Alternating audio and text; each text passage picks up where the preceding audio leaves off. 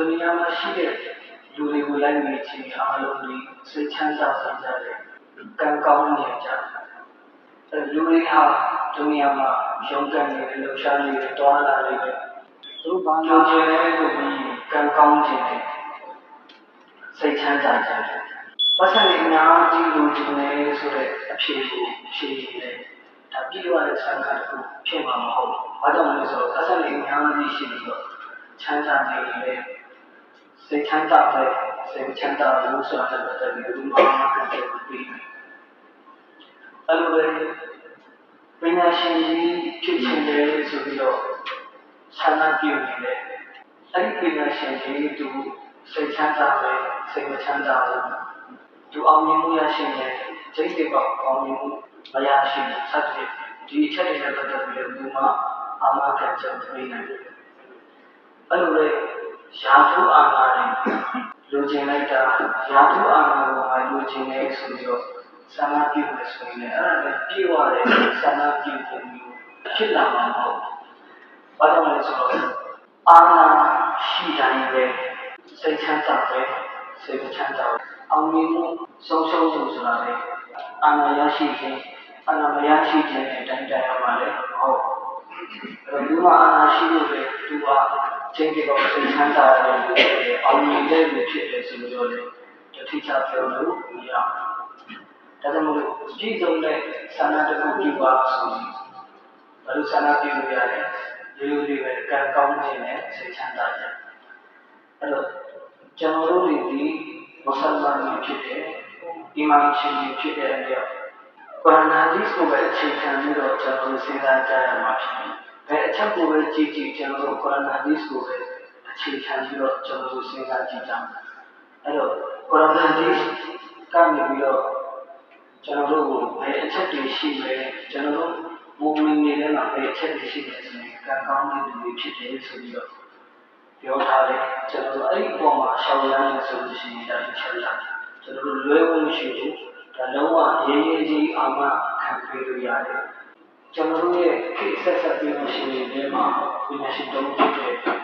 सत्य बुल्ले समर्थनी रहमतुल्लाह अलैह दिव्या शिवजी हाँ कुरान हदीस को कभी चलो कुरान में हदीस तो अधिक शुद्ध हो गया कंकाउन में दूसरा बलू ले सोबियो अच्छा बोलते जाता फकीह अबू लाइफ समर्थनी रहमतुल्लाह हेलो देखिए अच्छा वो टेंडिया के खामा चलो कुरान में आया तो ये उठाइए कोका मानो हदीस के उठाइए कोका मानो और लुरेगा सोलवा तक जाए ढाल और जांचे वाली लुरेगा सोलवा तक जाए कुरान हदीस को उठाइए कोका में क्यों बात आजा फकीह अबू लाइफ समर्थनी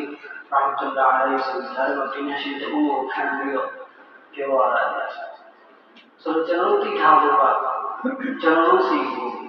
कुरान हदीस से पिन्याली तादा पिन्याली शीला नदी पिन्याशी ने वो जाखा में शीला नदी पिन्याली वो चलो लो जेने सलूशन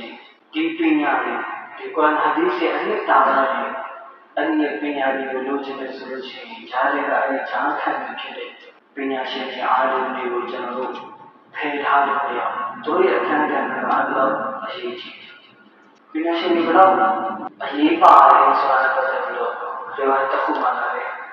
मजमुअतुर रसाइल फी उलूमुल हदीस जो जहां इमाम नसाई सनद ने रिवायत को होते हैं कई रिवायत में बात है उठाने सो उम्मत अन्यास हमारे लैंग्वेज में कैसे में मशीनी है लैंग्वेज में मशीनी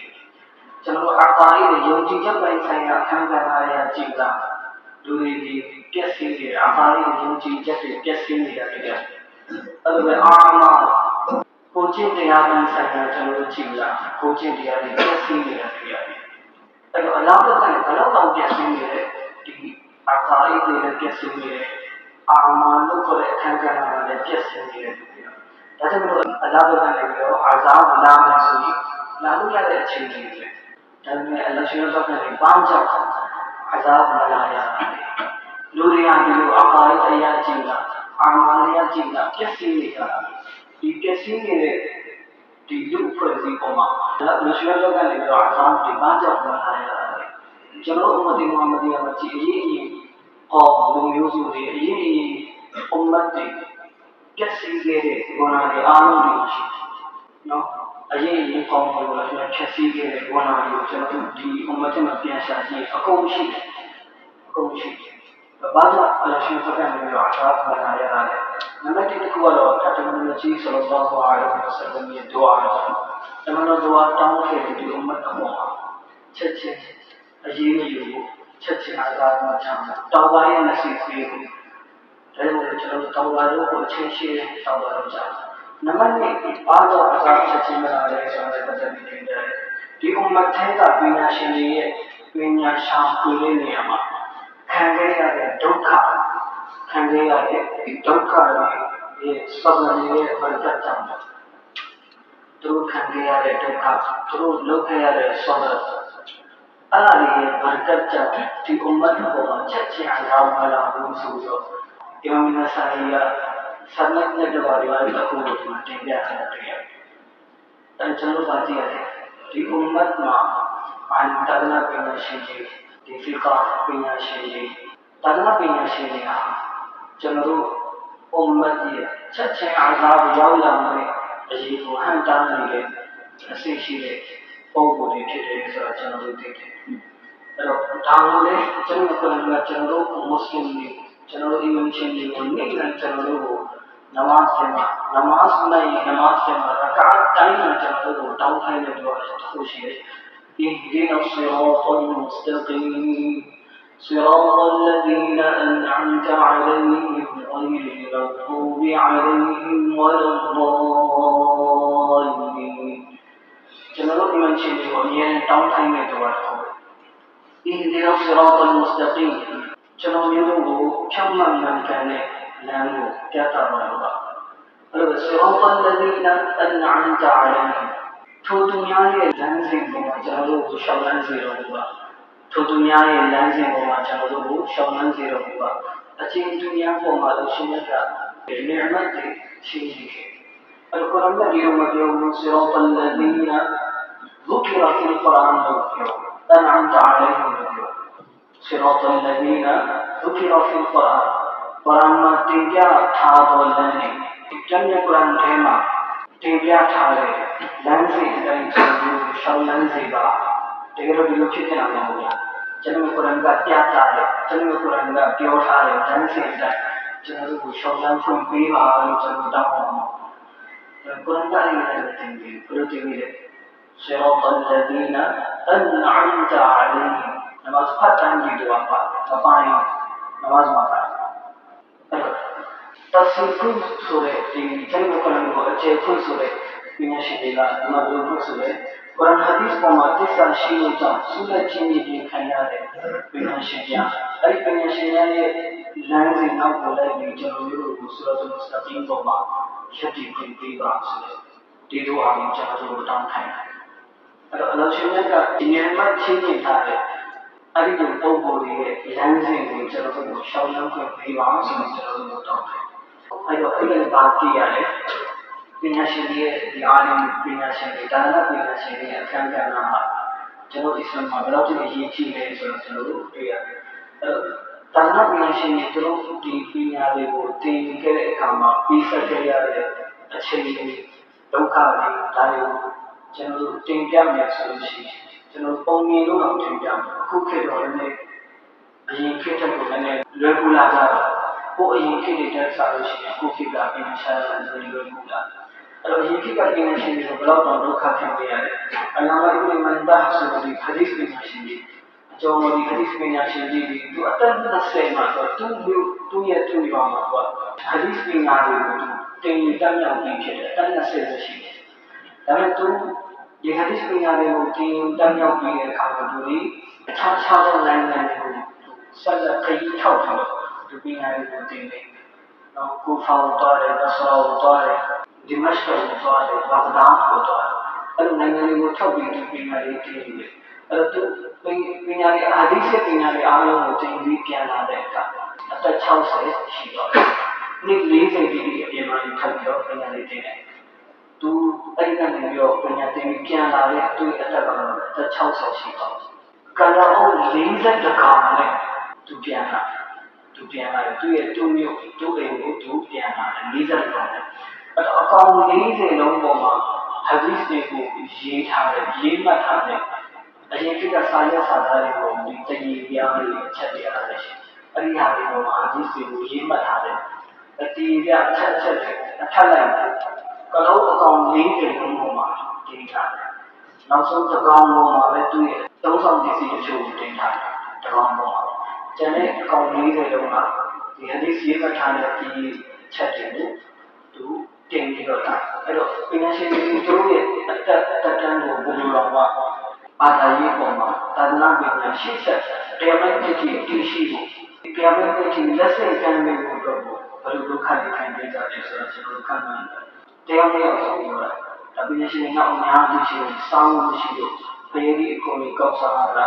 ညာဆိုရှင်ဖေးဒီအကုန်ကြီးတော့ပြီးတော့အမိုက်ပေါ်မှာကောက်မပြောဒီအကုန်ကြီးကောက်ဒါပြီးလက်စီစေးပြီးတော့စားအဲ့လိုပဲအရင်ကမီးမရှိမီးထုံးလို့ညအစားချင်းလို့မီးကောမရှိလို့ရှိရင်သူများအပေါက်ကလေးရတယ်ပြီးတော့အလင်းအောင်ထွက်နေတဲ့နေရာစောက်ကလေးကိုကိုင်ပြီးလိုက်ရှိပြီးဖရရတယ်ဒီဝါကေရဲ့အများကြီးရှိတယ်အဲ့လိုပဲအဲ့ဒီရှိတဲ့မှာဟာဒီစ်ပညာရှင်တွေကဖြစ်တဲ့ယူဆုဖ်ဘင်ဆူဖီယန်ဆိုတဲ့ဒီပညာရှင်တွေတကယ်ကြည့်ချင်တဲ့ဟာဒီစ်ပညာရှင်ကြီးဝါဒစ်ကြီးဒီပညာရှင်ကြီးကတုံးပြီးအောင်မယ်တိုင်းတစ်ပါးကိုထောက်ပြီးတော့ဟာဒီစ်ပညာရှင်တင်ပြီးဖို့ဆိုပြီးခရီးထွက်တဲ့အခါကျတော့လမ်းမှာမျက်စိနဲ့လမ်းမှာပြီးတော့ကံလာတဲ့တစ်ခုလည်းမတူပိတ်နေဘူးတော်တော်ရက်ကြကြအဲ့ဒီမှာတပတ်လောက်တည်းစားရတောက်ဆရာလည်းမရှိဘူးအကြမ်းနဲ့ရင်ဆိုင်လာရတယ်ကံလာရပြီးတော့လမ်းကြီးပြောက်ပြီးအဲ့ဒီမှာပိတ်နေနေတဲ့အခါသူ့ရဲ့ကျင်ငယ်ရိုးတော့သူပြန်ပြီးတော့တောက်တုံးခဲရတယ်ဆိုတော့တမိုင်းနေရှိခဲ့ဆိုတော့ဒါလေးဘာအတွက်စရိယာလဲဘာသာရေးအတွက်သာသနာ့ပညာအတွက်သူစရိယာခဲ့တာဖြစ်နောက်အဲ့လိုရီယာဇ်ဘင်ဆူဖီယန်ဆိုတဲ့ပြည်ရှင်ကြီးကလည်းသူဟာဒီစ်တွေကိုတနေ့ကိုတင်ခဲ့ဒါတွေမှာလည်းသူဟာဒီစ်တွေရေးတယ်ဒီနေ့မှာလည်းဒါတွေတင်ခဲ့စီးပွားရေးအလုပ်လုပ်တဲ့သူစာရေးပြီးတော့အတ္တမွေးကြောင့်ဖြစ်တယ်စာရေးပြီးတော့ညနေမှစာရေးတယ်နောက်ဆုံးမှမျက်စိကိုလည်းသွားတယ်တမန်တော်ကြီးဆလ္လာဟူအလိုင်းဝါဆလမ်နဲ့ညအိမ်မက်ထဲမှာတွေ့တဲ့အခါတမန်တော်ကြီးဆလ္လာဟူအလိုင်းဝါဆလမ်ဟာသူ့မျက်စိကိုပြန်ပြီးတော့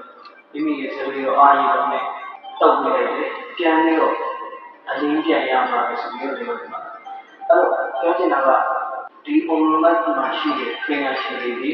အရင်နဗီရှိတယ်အရင်အုံမတ်တွေမှာတချို့ကဒီလိုနဗီတွေကိုဆွေးနွေးတယ်နဗီတွေဒီဝဖတ်ဖြစ်ပြီးနောက်ပိုင်းမှာဆက်လက်အကုန်ပြောင်းတောင်းထမ်းဆောင်တဲ့ပညာရှင်ဒီပဒိကောင်းဆောင်တွေဒီသူတို့ရဲ့ချမ်းတွေကိုသူတို့တေချာမထိန်းသိမ်းကြဘူးသူတို့အပြောင်းအလဲတွေလုပ်ဖြစ်လိုက်ကြတယ်ပြီးတော့နောက်လူတွေရဲ့အကြိုက်လိုက်ပြီးတော့ဘာလို့လဲအဲ့ဒီပညာတွေကိုဒီကျမ်းစာတွေကိုရောင်းစားတာတွေပြောင်းလဲတာတွေပြုလုပ်ခဲ့ကြတယ်ဒါကြောင့်မို့အဲ့ဒီကျမ်းတွေအရေးယူမှတ်တည်ရှိတဲ့ကျမ်းတွေခုအဲ့ဒီအတိုင်းမရှိတော့ချိုးအစိမ့်ပိုင်းတွေရှိတယ်ချိုးအစိမ့်ပိုင်းတွေကပြောင်းလဲထားတယ်ဒါပေမဲ့ဒီဥပဒေရဲ့ပြင်ရှိတယ်တကယ်တော့အရှင်ကိုလိုတိုင်းဒီတာနာကိုပြန်မဲ့နေပြီးထိုင်တဲ့မှာပါဒါပေမဲ့ဒီအာယုတာနာပြင်ရှိကိုရှင်ကဂျာခံအစပါအကြောင်းခံနေတယ်သူတို့ထည့်ပြီးတော့ဒီတာနာဘုရားဒီကောင်မတရားတဲ့ဒီတာနာကိုဆက်လက်တောင်းထမ်းဆောင်နေတာဖြစ်တယ်ဒါကြောင့်မို့ကျွန်တော်စိတ်ချလက်ချဒီပေါ်မှာကျွန်တော်ကျင့်သုံးနေရတယ်အဘေဆောင်ကတော့ဘယ်လိုပြောင်းသွားပြီကိုရန်ကတော့ကိုရန်ကြီးကတော့ပြောင်းထားတယ်ဒီဟာဒီစ်တွေကပြောင်းထားတယ်ဆိုပြီးကျွန်တော်တို့မှစံတရားမရှိကျွန်တော်တို့စိတ်ချလက်ချလို့ကျွန်တော်တို့ကျင့်သုံးလို့ရတယ်ဖတ်ရှုလို့ရတယ်ဒါအဲ့တော့ကျွန်တော်ထိန်းသိမ်းထားလို့ဆိုရင်ဂျာခံအစပါဆိုတဲ့ဒီအစပါတွေကိုကျွန်တော်ကျေးဇူးတင်ရမယ်ကျေးဇူးတင်ရအဲ့တော့ပညာရှင်ရဲ့အခမ်းအနားကိုကျွန်တော်တို့ဘယ်လိုမှဘာသာရေးနဲ့ပတ်သက်တာဖေထုတ်လို့မရဘူးဆိုတော့ကျွန်တော်တင်ပြချင်တယ်အဲ့တော့ဖတ်ပြီးအဘုလိုက်ဆလ္လာလဟ်အလိုင်းဝါဆလမ်ကကုရ်အာန်ဟာဒီစ်အရာကျွန်တော်တို့အစ္စလာမ်သာသနာရဲ့ရှုထောင့်အရနဖူးစာကံကောင်းသောသူဆိုတာနဖူးစာကံကောင်းသောသူဆိုတာဘယ်လိုလဲဆိုတာကိုတက်ပြီးတော့ တင်ပြတယ်အချက်17ချက်ကို